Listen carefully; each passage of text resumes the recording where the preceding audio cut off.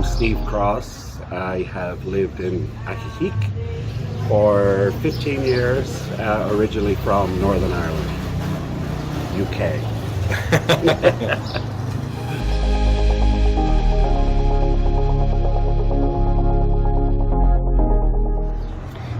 I sell real estate here.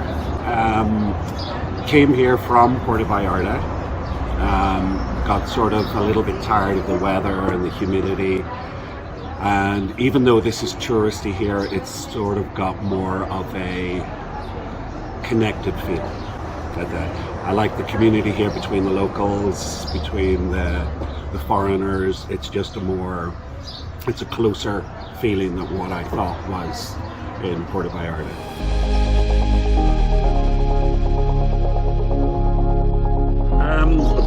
All of us really do all of the areas.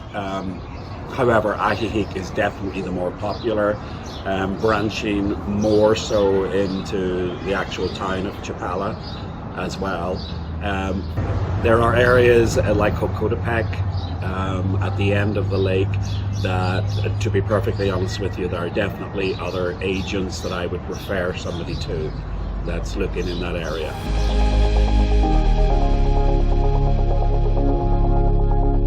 And our location is great, because you can be in Puerto Vallarta, on a 50-minute flight. Oh yeah. You go to San Miguel.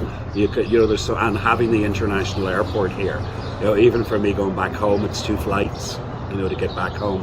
That's one of I think the drawbacks that people complain about San Miguel de Allende is trying to get there, because Leon is a smaller airport, so it's just a little bit more difficult. Yeah, the proximity to Guadalajara Airport is amazing. Yes, it is. Because it sits south of the city, so you're not having to really go through all the city. You just hire a driver, boom, you're right there. Yeah. The taxi cabs run 24 hours a day to bring you back. Yes, and you can go anywhere. Yeah, you can even. You can even hop a bus here in Ajijic that will take you all the way up to Guadalajara, and then you can just Uber over to the other bus station and get on one of those luxury coaches. And they're really nice. Yeah, they've got internet. Yeah, they're a really nice bus system. I've used them several times. I want to do that. We haven't done that yet, but I want to do that. No, they're pretty cool. Yeah, they really are. That'll be really cool.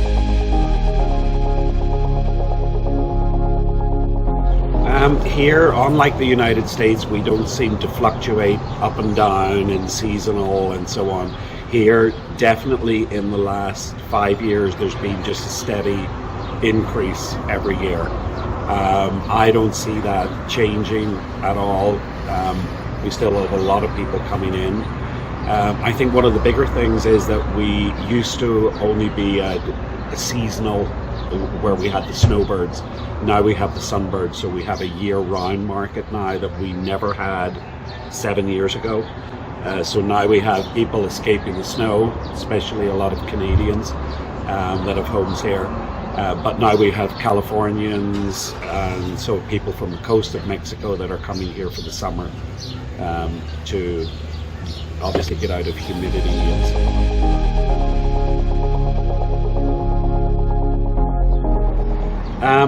About 7 years ago, probably 85% of the buyers wanted to spend $250,000. They wanted 2 bedrooms, 2 bathrooms. That was not widely available because of the lack of inventory, but it's what almost everybody wanted. Now, especially in the gay community, people are looking in the 500,000 plus range. So it's now a much broader range of market that we're looking at. 7 years ago, if somebody had given you $1 million listing, there was no way you wanted to take it, because we paid for our advertising, we knew we would never sell it. Now we would love to get that kind of listing because it sells. The average price now is in the 40s, 30s, and so on, is probably 300 to 400,000. My average buyer this year has probably been in their 50s, early 60s. And again, about 7 years ago, everybody was in their 70s. So definitely the demographic is younger.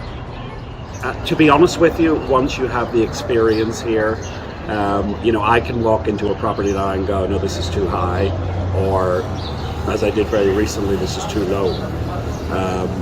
So yeah, I mean, most people, if they're thinking of listing their property, will call maybe 3 realtors to come and give them a price, and they take it from there. You know, they go with. There's usually we're all pretty similar in price, and it's just a means of you need to sell yourself as how you can be different in selling their property.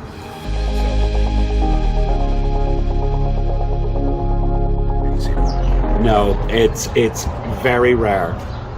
It's very much cash to purchase. Occasionally, maybe a seller will take a holdback for 5 years. That's quite often an 8% interest rate. It doesn't happen very often because it's only recently that we have the younger community moving in. So a lot of the people who are selling to move elsewhere or maybe downsizing are possibly people in their late 70s that don't want to give you a 5-10 year buyout option on the property. They basically want the cash. Banks, local banks, even for locals, the interest rate is ridiculously high, which is why when you go into banks here, you never see signs for mortgages or anything like that because nobody can afford it. There are some private lenders that will do 3 to 5 year lending, but again, that can be 10 to 12%. It really is a cash society in not only for houses but in every way. I mean, restaurants very much prefer that you give them cash. When I moved here, first of all, there was no option that no restaurants or anybody took credit cards or debit cards. How is the market right now as far as inventory? Are you seeing, is there like plenty of houses for everybody, or is it a tight market? No, inventory has been low at that, consistently low. So that's been our big challenge.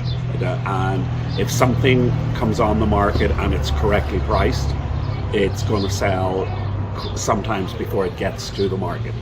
That there's already a buyer for it. So that has been a big change. It's just lack of inventory, and I mean we're constantly reaching out trying to find properties that are coming to the MLS rather than already on it because we have buyers for them.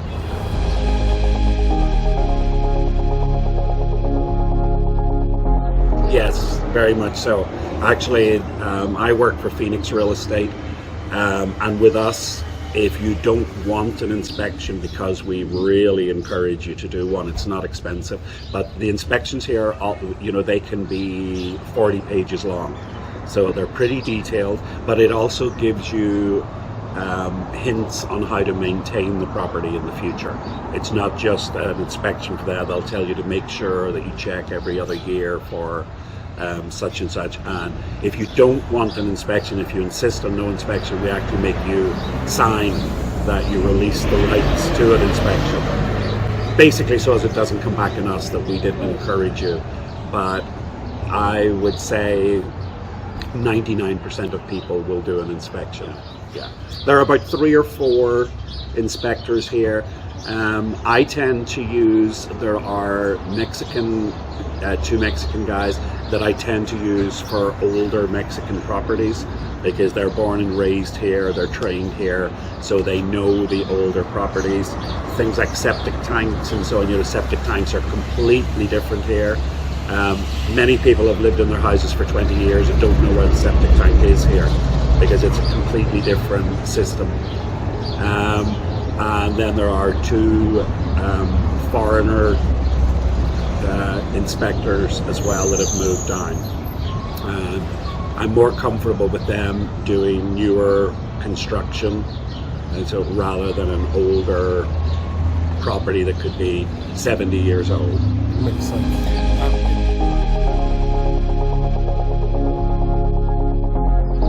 Okay, the other major thing that we have here is the rental market. Rents have increased significantly in 5 years, big time. When we talked about people buying sight unseen, a lot of people are buying a property now They're maybe not coming here for 5 years, and they're using it as a rental just to get onto the market. Currently, rent it out, then you know it goes into your local bank account here, and after 5 years you have a nice sum sitting there to do renovations and so on. But the rental market is huge. I don't personally do it because I think you need to specialize in it rather than do sales and rentals.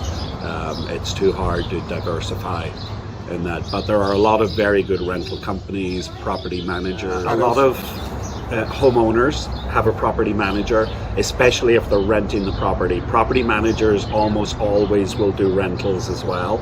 So it's only about $60 a month to actually retain a property manager. I have one simply because I work full time, and on the rare day off, I don't want to be running around paying bills. That's all done for you. They will also go check the property. So if there is a renter in there, it's checked on a daily basis that the property is being maintained by the renter. And like I said, rents have, to be honest, rocketed in the last 5 years. They really have.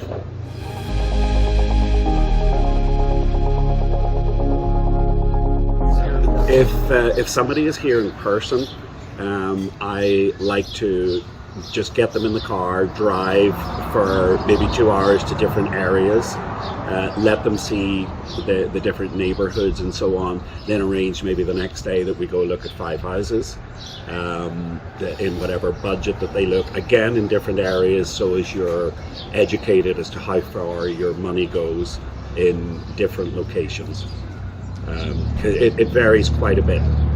If somebody's remote, again, if they have WhatsApp or just some kind of a communication like that, I mean, I probably have 10 remote clients going at any one time, and you know, I send videos, send listings. The only problem is because the market is so busy, if they're coming in 6 weeks, if something is on the market and well priced, it's probably going to have sold before somebody gets here. But at least you're educated as to what the prices are. Have you seen a lot of people buy sight unseen, or not sight unseen, but without actually being in the property? Yes, yeah. It's always a little nerve-wracking. I've done that with videos, and it's okay as long as you're brutally honest. A lot of times when you're walking through doing a video tour with somebody in the States or Canada or wherever, the property tends to look bigger on camera. So, I mean, I have videos in here, you know, that every 3 seconds is like, it's actually smaller in reality. It's smaller in reality. This kitchen is smaller than it looks on the video. So, but yes, I have. I guess to sum it up, what I would say, if you're interested in the area, just come down. You'll be surprised how beautiful, friendly, caring, and welcoming it is.